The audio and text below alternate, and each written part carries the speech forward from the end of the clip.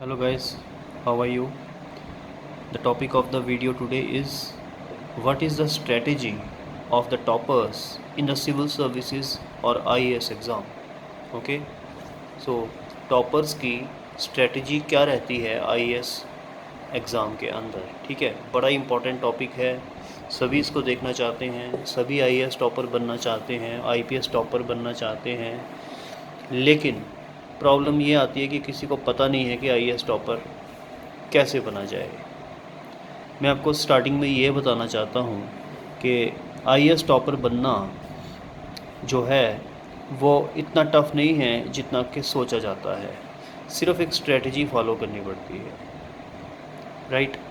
सो IAS officers toppers जो है वो कैसे बन जाते हैं ये हम इस वीडियो में देखेंगे, ठीक है। तो स्टार्ट करते हैं। IAS टॉपर, सबसे पहले मैं ये कहूँगा कि टॉपर बनना हमारा एम होना चाहिए, ठीक है। टॉपर किसको बोलते हैं? फर्स्ट रैंक को, सेकंड रैंक को। IAS में टॉपर जो है वो पहले 20 को टॉपर्स बोलते हैं। ऐसा नहीं है कि सिर्फ पहले वाले को ही टॉपर बोलते हैं। पहले 20 जो हैं रैंक्स, उनको टॉपर्स ही कहा जाता है, ठीक है। तो आप पहले 20 में आ जाओ तो आप टॉपर ही कहलाओगे। अब स्ट्रेटजी क्या है IAS टॉपर बनने की? बड़ा इम्पोर्टेंट क्वेश्चन। देखिए, कुछ लोग, सभी के मन में यही आ रहा होगा कि बहुत ज़्यादा पढ़ना, एक IAS ऑफिसर को बहुत ज़्यादा पढ़ना एक IAS एस्पिरेंट को बहुत ज़्यादा पढ़ना पड़ेगा तभी जाके वो IAS टॉपर बनेगा, ठीक है। ऐसा नहीं है। सबसे पहला पॉइंट जो मैं ये कहना चाहता हूँ वो ये है कि IAS एस्पिरेंट जो कि टॉप करते हैं, अगर हम उनका रिसर्च करें कि जिन्होंने टॉप किया है आज तक, उनकी सबसे पहली स्ट्रेटजी ये रहती है कि वो कम बुक्स पढ़ते हैं। कम बुक्स का क्या मतलब है? ये नहीं है कि 4 बुक्स पढ़ के वो IAS टॉपर बन जाते हैं। कम बुक्स का मतलब ये है एक टॉपिक के ऊपर सिर्फ एक बुक, प्रोवाइडेड वो बुक रेलेवेंट अच्छी होनी चाहिए। एक टॉपिक के ऊपर 2 बुक्स नहीं, सिर्फ एक टॉपिक के ऊपर एक बुक। क्योंकि मार्केट में इतनी बुक्स हैं एक एक टॉपिक के ऊपर।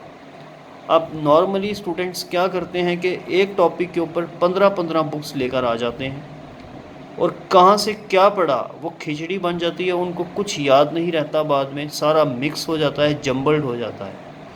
लेकिन IAS टॉपर एक ही बुक को स्टिक करता है, क्योंकि उसको बचपन की ही ये हैबिट होती है कि जो पढ़ना है वही एग्ज़ाम में लिखना है, फालतू नहीं पढ़ना। क्योंकि 15 बुक्स याद रखना भी इम्पॉसिबल है, लेकिन एक बुक याद रखना जो है वो पॉसिबल है, तो वो आप कर सकते हो।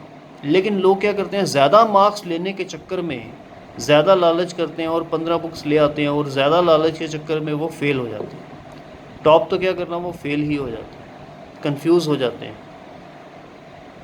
तो सबसे पहला रूल IAS टॉपर बनने के लिए ये है कि read limited number of books. Okay, read limited number of books. This is the first rule. Okay, coming to the second rule. Second rule पे आ जाते हैं। IAS टॉपर जो है वो कंसिस्टेंट रहता है हमेशा पढ़ाई में।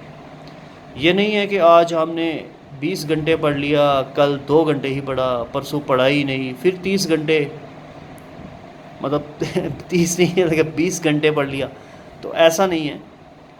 कंसिस्टेंटली 8-10 घंटे डेली पढ़िए विदाउट एनी हॉलीडेज़।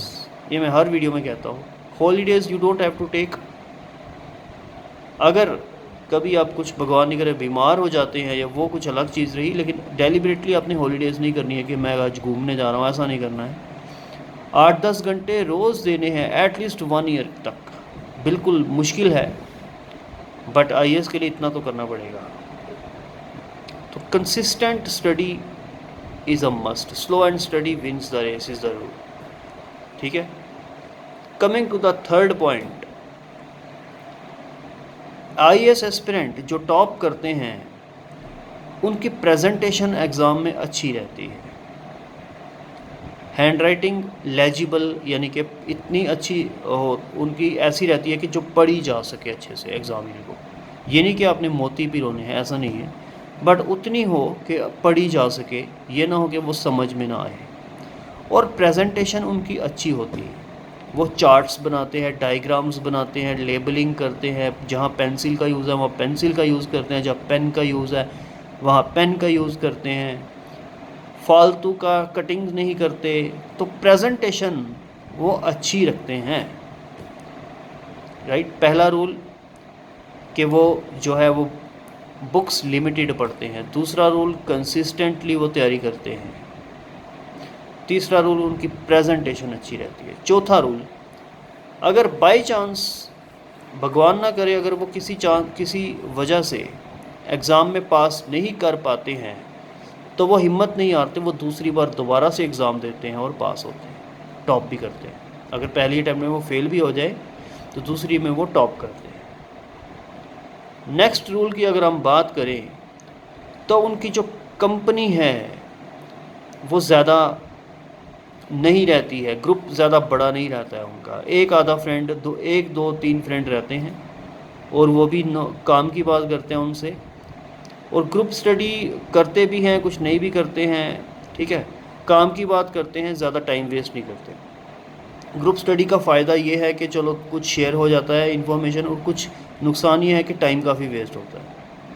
तो बेटर ये आप अकेले पढ़िए। हाँ, अगर आपको कुछ ज़रूरत है किसी फ्रेंड की तो आप ज़रूर ग्रुप में जाके थोड़ा बहुत रिलैक्सेशन के लिए, थोड़ा रिफ़्रेश होने के लिए पढ़ सकते हैं, बट अदरवाइज़ आप अकेले ही पढ़िए।